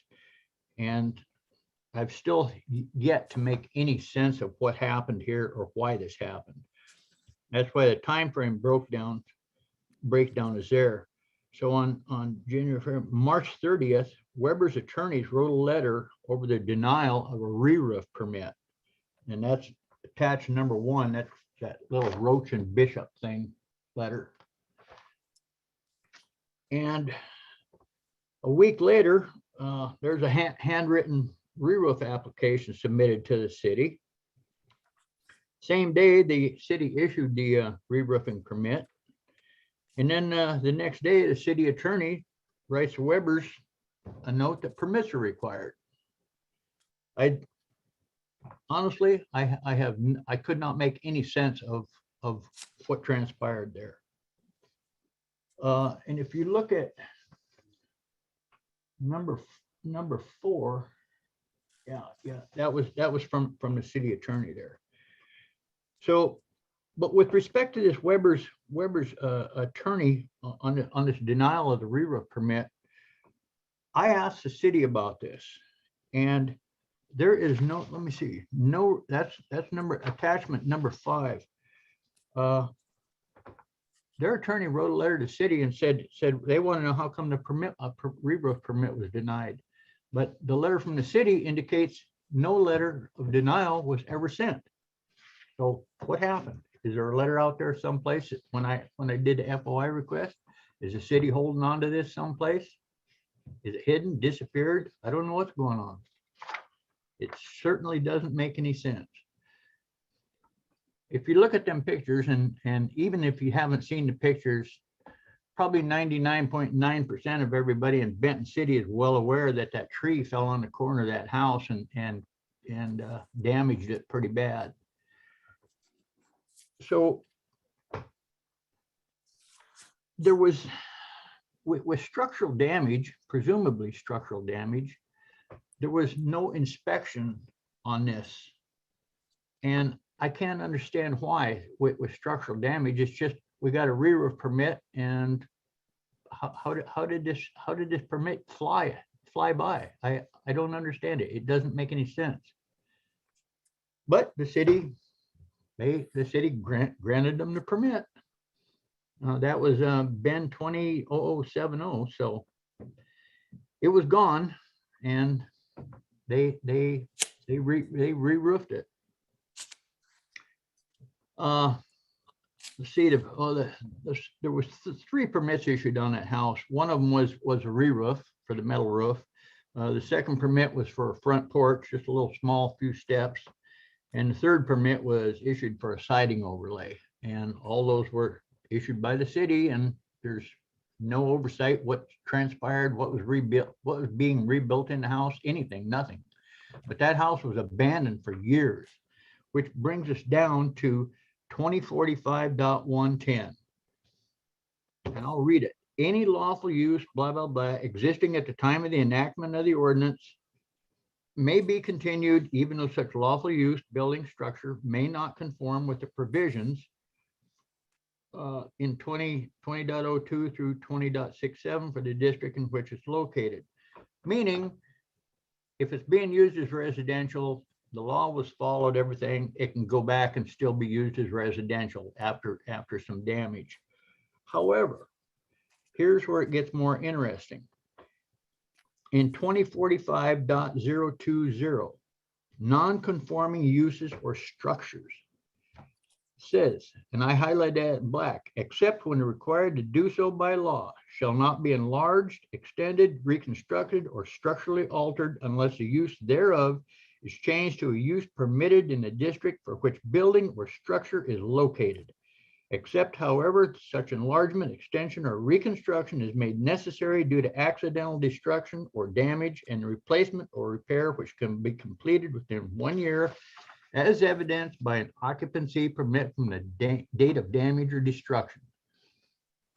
Well, again, I asked the city, where are these permits for 810 Della? Pardon me, 810 Ninth? None. They don't exist. Even worse, or to compound the issue, the same issue has happened on 912 Della. There's both places are now being used as a residential units, but there's nothing's been followed by the law. There's been no permits used. And under city code 2045-040, a non-conforming use or structure shall become discontinued when it is abandoned for a period of 1 year or more. We all know that house on 810 9th Street, that picture, that Google image with the house boarded up and the damage on the corner house is from 2019. That's a little more than a year. When it's been damaged or destroyed and a building permit for the reconstruction or repair has not been obtained within 6 months of such damage or destruction.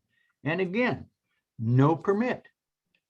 Now, the property on 912 Della, there is a picture in your packet on that. I think it's the last page, says image 912 Della. What you see when I put the text on it, that structure looked like that 25 years ago when when me and the wife lived kitty corner across the street from that. And now all of a sudden, no permits, no nothing, and it went back to residential. I'd like to know how that happened. To me, it makes no sense whatsoever.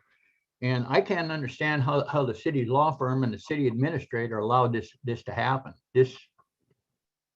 I just can't see it. There's something wrong here. So anyway,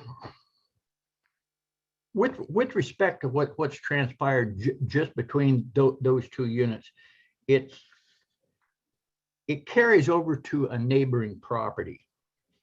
And that's Jesus and Adela Rangel that own the vacant lot right on the south side of 810 9th. From day one, they've tried to get a permit to go back and rebuild the house. The city flat out from day one said, nope, you're not going to build a residential house back there. If you want to build, it has to be commercial. That's all they knew. The city didn't say there was an option here, but that option finally came because I asked Adela to inquire in Benton City to apply for a building permit. And what I didn't include your packet was something here was the city's response. The city responded with three different things: a comprehensive plan amendment, an option to that the city create a new land use designation, or a code amendment. Really? Did 810 Ninth Street do that? Was that letter sent to the people that did that property? No. Was it sent to the people that redid the property in 912 Della? No. But the Wrangles got that's the solution for the Wrangles. Let their neighbors violate city code, and now you want to impose a burden onto the Wrangles? This doesn't make any sense. Anyway, my suggestion on this would be that the city take a really hard look at this and go back to the Wrangles and say, look, you were unfairly targeted in this by the city, and allow the Wrangles and or subsequent, if they don't want to build a subsequent property, somebody that purchases property would like to build a residential there, let them people go back and put a house on there, just as it would have, as everything could have happened from day one when the Wrangles first tried to get this property redone and get back to residential. Because let's face it, who's going to go in there and build something commercial in there?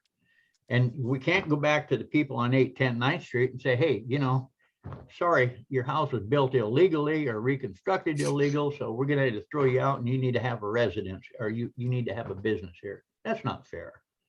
Now, 912, and I understand somebody's residing in the 912 Della, but it's being used for residential use, but I don't know who that is. But frankly, looking at this thing from the outside, I can't help but think the city has put themselves in jeopardy and exposed themselves to a civil lawsuit by the Wrangles. Now, I know that, I can't say I know, I'm fairly certain the Wrangles have no desire to do that. But I think to make something needs to happen here to make this fair to the Wrangles, because they've been, they're taking the brunt of this through no fault of their own. Another thing I want to look at here is the development of 507 9th Street. That's a new proposed coffee shop down there by the Conoco station.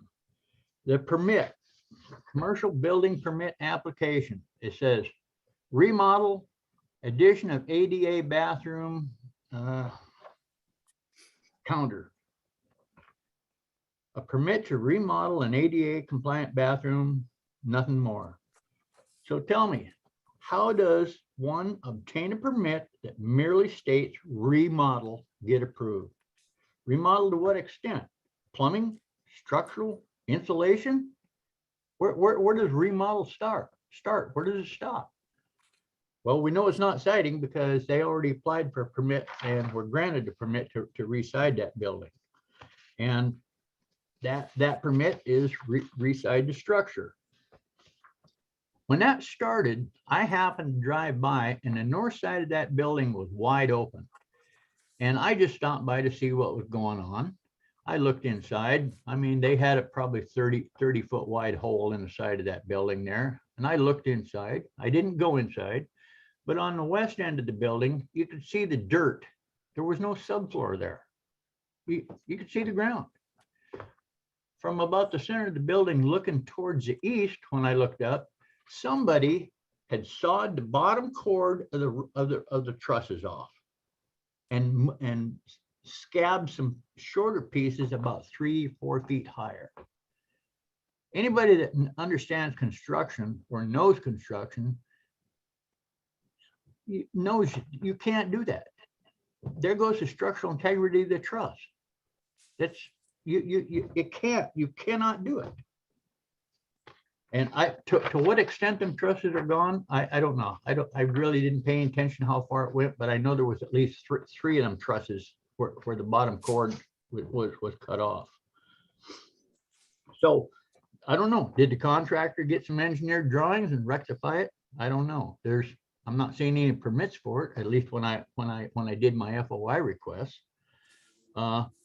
Nothing that as far as I know, was ever filed or resolved to address the structural deficiencies on this thing. And my question is there ever been an inspection by anyone to look at the structural deficiencies? Has it ever been addressed? I pointed it out, but I don't know. So basically, what I'd like to look at here is what I'd like the council to look at. Look at how these building permits are being handled by the city and clean this permitting process up. And I said in the letter, under no circumstances can or should a mayor or any elected official be allowed to issue any building permits of their own volition. Not a zip. That's why we have a planning commission. That's why we have inspectors. That's why we the city hires a building inspector to look at this stuff. We need to review how the permits are being issued and identify whom is allowing or issuing these building permits. I want a paper trail of this. Not just somebody went down. I mean, let's look at it. Okay, that coffee shop got a remodel permit. Really? Who said that? Who gave that remodel permit? We need a paper trail on this. I would like to see the city verify a given property has been visited on site by a Benton City designated individual prior to issuing any permits. And I referenced in this code enforcement. You have a young lady working for the city right now as code enforcement. That woman is absolutely astounding. She takes everything to heart. I'm honestly impressed. She wants to learn more. I've talked to her about this. She would like to go get some more training. She would like to get something so she knows what she's looking at on plumbing, structural, siding, whatever. I mean, obviously electrical's out, but she wants to take a really hard look at this so she can say, okay, I looked at this. And that's where she's going to need a little bit of training here, but she's ambitious enough. She's a real go-getter. And I want that inspector to not be an elected member or subcontractor of the city. No elected people out there, they're out. But that inspector needs to be able to verify or ascertain if any other permits may be required. So let's just hypothetically, we'll use the coffee shop. All right, Jenny goes down there, looks at it and says, hey, where's the bottom cords? You're gonna need a permit for that. Well, wait, there's no floor here. You're gonna need some permits for this. They're structural. You got structural damage. What you're gonna do a whole bunch of plumbing. Where's your permits for this? Anyway, but with respect to that, I don't mean anything I've stated. I don't want that to remove the current permit inspections that are already contracted to the outside agency. And the other thing I would really like to see is, and this probably sounds extreme, but I'm sick and tired of the illegal stuff that's been going on. I want any individuals, businesses, contractors, or LLCs that are contracting or developing in any sense of the word and discovered to be operating illegally, said individuals, businesses, contractors, or LLCs are ineligible to obtain a city business license and barred from current and future work or engaging into any contract with any businesses in or within Benton City for 20 years' time. It's only going to take once. And somebody else is going to say, hey, you know, I'm sorry, I'm just sick and tired of this. And that same thing that same principle needs to be applied to anybody that has a financial interest in that company. So if brother and sister own it, it's under brother's name, sister has a financial interest in it, she's barred as well. I don't want the company coming back, going around the back door on this and coming back in. It's just, this stuff has to stop. This city needs to get a hold of what's going on and stop this illegal activity. And that's all I've got to say. And I really hope that this city council will go into executive session, take a look at what this city has done to the Wrangles and make things right for them.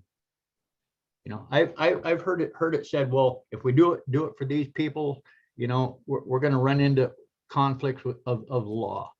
Well, the problem started when the building, when the house burned down that the Wrangles on the property that Wrangles had. The problem started there. So why can't we go back to day one and make things right from day one for those people? That's all I've got. Thank you for your time. Okay, would the attorneys like to start with 810 9th Street and discuss the misconceptions? Madam Mayor, I'll add what I can, but I do agree with Mr. Decker. I think most of this we're going to have to discuss in an executive session. Some of this is going to bear on advice that I previously given to your office. So what I would say, though, with regard to you know, Mr. Decker's initial question, the process concerning, you know, who was making the decision concerning the 810 and the Della property is different in terms of who's making that decision now. If you look at our code provision in 270, you'll see that I believe it was in July of 2021 that we had a significant code amendment. And so if you look at 270, I'll make sure I have the right provision. 270-030 administration and responsibility. And there's table 270-030B application matrix. A conditional use permit is a type 3 quasi-judicial decision. And so to Mr. Decker's point that he you know, would prefer to see these types of permit decisions not be made by a single individual. That is the change that we had made in this section of 270, removing that from prior administrator, which was mayor or mayor's designee, to the planning commission and the city council, again, through an open record and closed record hearing respectively. And if you look down further in 270-030, it'll describe under that table what a type 1, type 1A, type 2, type 3, so on applications include. And so at the point at which an application or notice of an application is received, then that would be channeled through that process, which is obviously very different than what we had back in around the time frame that Mr. Weber's permit application came in. With regard to the timing of the letter, that is odd because I had sent out communications essentially tracking with that letter that that described, you know, what that process is concerning a conditional use permit. Obviously, there's issues of abandonment, which Mr. Deckert had pointed out. Those are probably items we'd have to discuss a little bit further in an executive session. But, you know, stand by that letter. Obviously, some of the code provisions that are referenced in that letter are inaccurate if you look at the code as it's drafted today.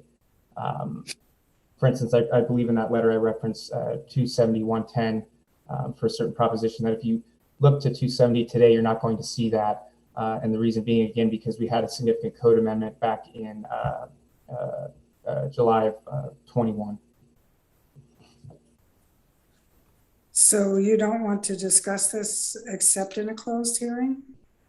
I mean, well, with regard to, you know, advice that I'm not going to discuss the advice that I provided your office in an open setting, no.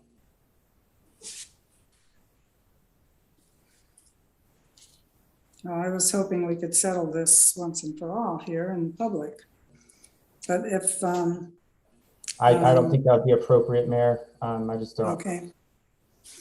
All right. Well, then, and as much as I might want to, because I know that our office is not particularly casting a good light here, but it's just not appropriate. It's going to implicate prior advice that I'd given to the executive. Okay, so I guess we can't go on with this then until we do it in closed session. Okay, thank you, Mr. Decker. Thank you, council, and closed session, it works for me. Okay, now, the next item was Mr. Reed wanted to know more about Dale and 13th. What specifically did you want to know about Dale and 13th?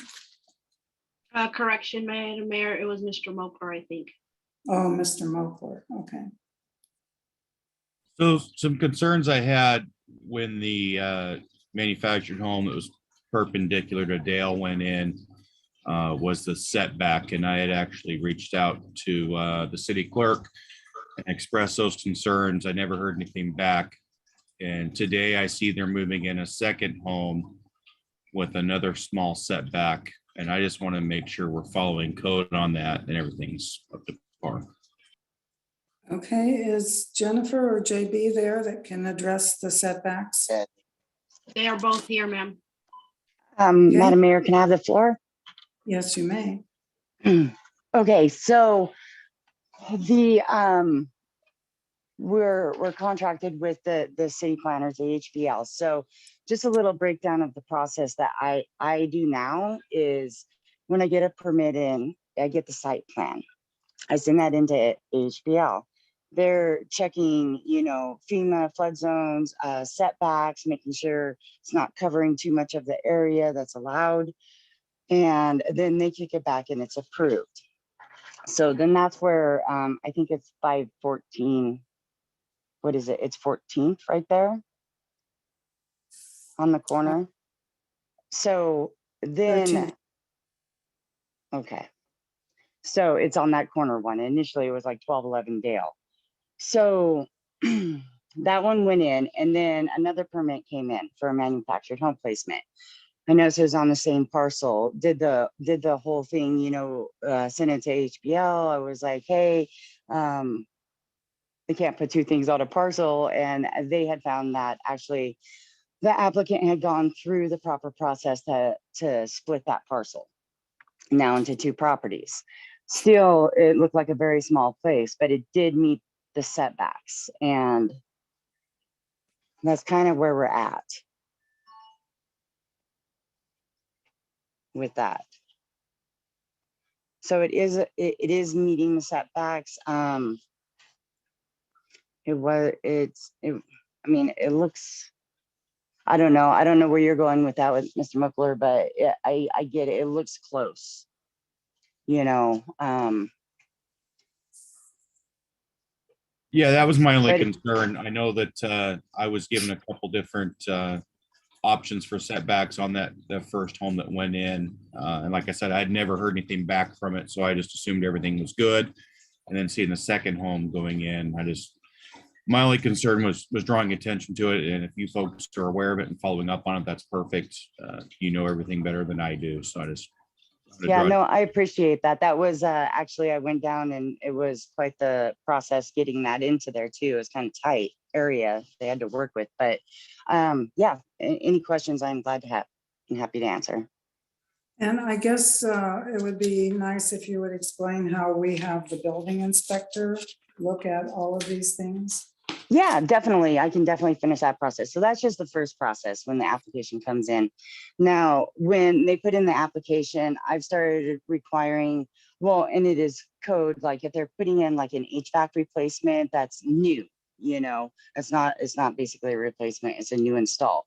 I have them send in all the information basically on the units they're putting in too, just for future reference when they go to replace.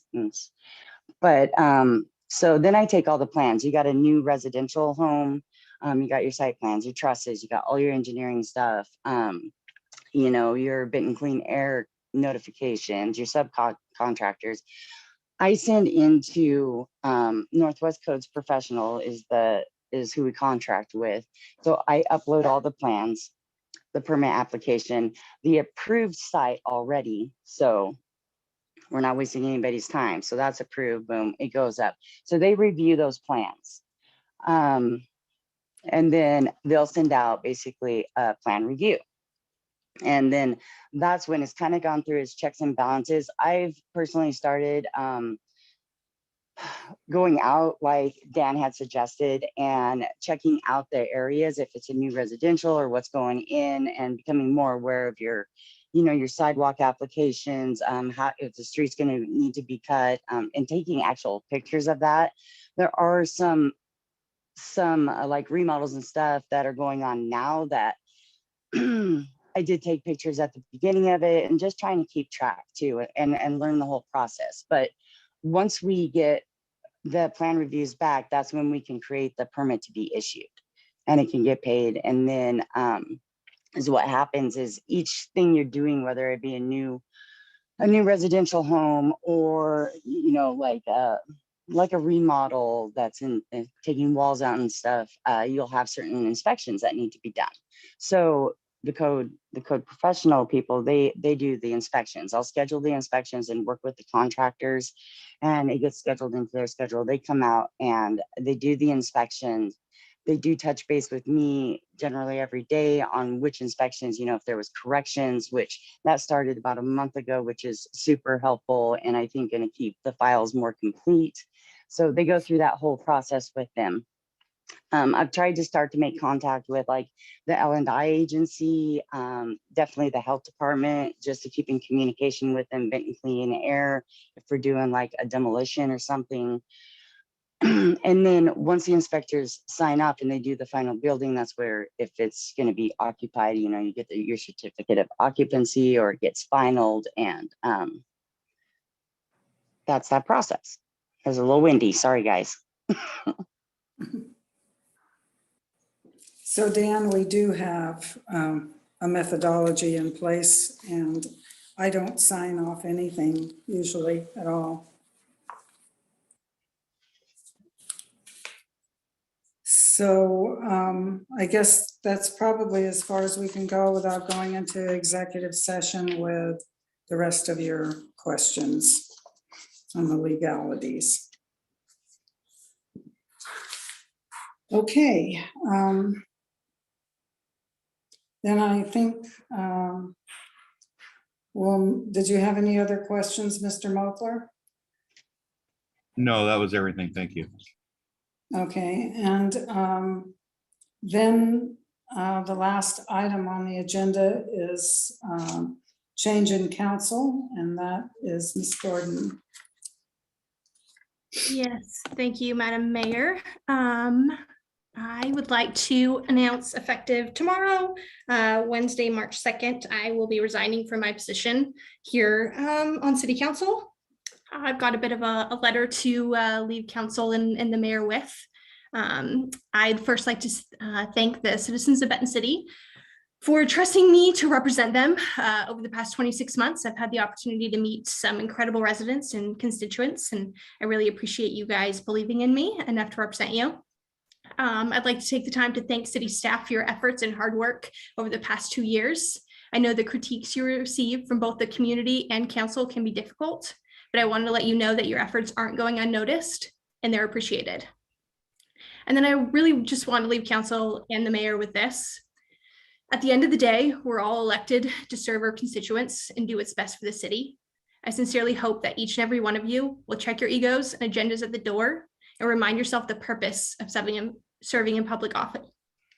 I hope you take a moment to remember why you decided to run and really consider the impact of your votes in the future of Benton City. Every vote you cast has a lasting impact and will be remembered far longer than your personal issues. Change is going to happen whether you like it or not. And I want to kindly remind you that the future of Benton City lays on your shoulders. Thank you so much, and I yield my time. Thank you, Keila, and you'll definitely be missed. Okay, that concludes our council meeting for the moment. As we go into executive session on litigation again. So I would like to, how long do you think we need on this? 30 minutes, How many? 30 minutes. 30 Madam minutes. Mayor, Okay, 30 minutes then, and we will be back in 30 minutes. So general council meeting is adjourned. Madam Mayor, Yes, before we adjourn the general council meeting, I make a motion to extend past the 3 hours to 3.5. okay, I would second that. okay, all right. All in favor?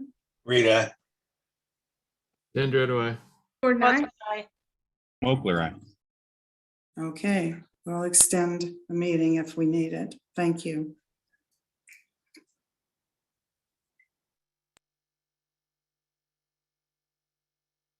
Can you hear me? Go ahead, Madam Mayor. Okay. We're reconvening the city council meeting after the executive session, At 10:14. 10:14. Okay, are there any general council comments? Madam Mayor, may I have the floor? Yes, you may. I would like to thank Councilman Gordon for her wise words and her service to the city of Benton City. We do appreciate you, although being a council member is tough from time to time. And it divides friendships, it divides families, it divides the community. We appreciate your service. Thanks, Mr. Sandardo. Appreciate it. Yes, we definitely will miss you. Okay, does anyone else have any general council comments? Okay, hearing none, I'll take a motion to adjourn. Sheila, I motion to adjourn, Madam Mayor. second. Okay, all in favor, please signify by saying aye. Rita, Gordon, aye. Mochler. Dendro, Wadsworth, aye. Okay, thank you. Meeting is adjourned. Good night, everyone. Have a good evening. Thank you.